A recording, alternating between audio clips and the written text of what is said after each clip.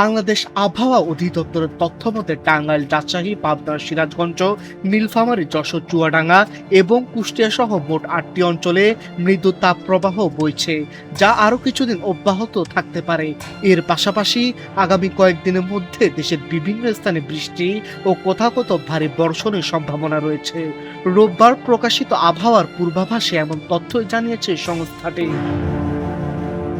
পূর্বাভাস অনুযায়ী সোমবার সকাল ৯টা পর্যন্ত রংপুর, ময়মনসিংহ, চট্টগ্রাম ও সিলেট বিভাগের অনেক স্থানে এবং রাজশাহী, ঢাকা, খুলনা ও বরিশাল বিভাগের কিছু কিছু স্থানে অস্থায়ী দমকা হাওয়া সহ হালকা থেকে মাঝারি ধরনের বৃষ্টি বা বজ্রসহ বৃষ্টি হতে পারে। এছাড়া রংপুর, ময়মনসিংহ, চট্টগ্রাম ও সিলেট বিভাগের কোথাও কোথাও মাঝারি থেকে ভারী বর্ষণের সম্ভাবনা রয়েছে। এই সময় দিনের তাপমাত্রা সামান্য কমতে পারে, তবে রাতের তাপমাত্রা প্রায় অপরিবর্তিত থাকবে।